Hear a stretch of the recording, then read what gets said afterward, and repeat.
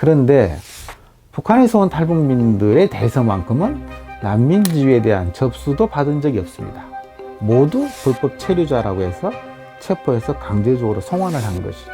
그러니까 유엔 사무소는 체류국에서 그것을 인정하지 않으면 유엔도 사실은 인정하기가 어려운 상황이었기 때문에 그걸 지금도 인정하지 못하는 거거든요. 그 당시에 그 스페인 대사관에 들어가신 분들은 난민지위 인정받으려고 했던 것은 성공하지 못했고요. 중국이 난민지위를 인정하지 않았으니까. 그렇지만 한국으로 오는 것에 대해서는 결과적으로 한국에 입국했기 때문에 한국행은 성공한 거죠. 결과적으로 중국 당국은 그러한 활동에도 불구하고 여전히 20여 년이 지나서도 중국에 있는 탈북민들에게는 난민지위를 인정하지 않고 있는 거죠. 그 해에 역시 북경에 있는 독일 학교, 또 그 뒤에 캐나다 대사관, 일본 국제학교, 이런 식으로 국제적인 이슈가 될 수 있는 장소를 목표로 해서 많은 탈북민들이 집단적으로 들어가서 난민지위와 한국행에 대한 요구를 했지만 번번이 중국 당국은 난민지위는 인정하지 않고 한국행은 허용하는 그런 정책을 사용한 거죠.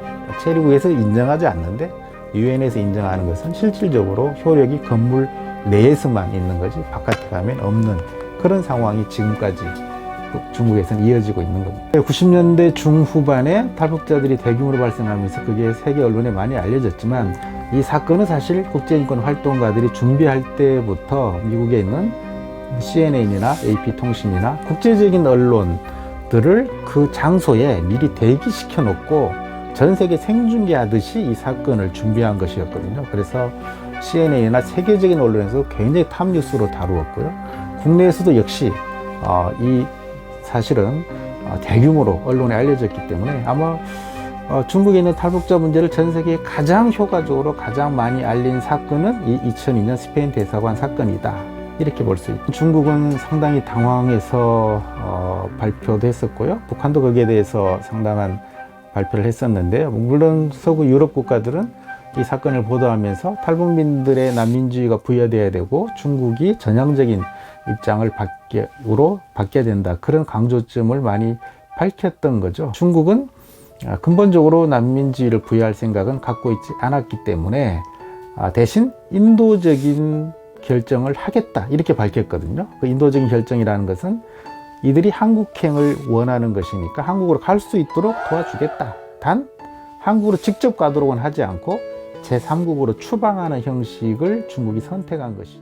90년대에 대규모 탈북자가 발생했지만 그때부터 계속 중국 당국에게 탈북자들의 한국행을 도와달라고 요구한 것인데 중국은 응하지 않았거든요. 그런데 이 스페인 대사관에 진입한 이후에 중국의 탈북자 일부 변화가 옵니다. 뭐냐면 그 시점 이후부터 중국에 있는 한국 대사관, 한국 영사관에 진입한 탈북민들은 중국과 한국 정부가 내부적인 협조를 해서 한국행을 협조해 줬어요. 이 사건이 중국 정부가 직접 한국 탈북자가 한국으로 가는 것을 직접 지원해 주게 된 결정적 계기가 된 거죠. 그래서 그게 2002년부터 2011년 정도까지만 유지되는데요. 2012년부터는 중국이 중국 내에서 한국으로 들어오는 것에 대해서는 지금까지 협조하지 않고 있어요. 탈북자들이 계속 중국으로 들어오고 중국 정부가 한국행을 협조한다라는 것이 북한 당국에게는 체제에 대한 큰 위협이 될 수 있기 때문에 중국 정부가 그런 협조 정책을 중단했다. 이렇게 보는 것이 일반적인 시각이죠.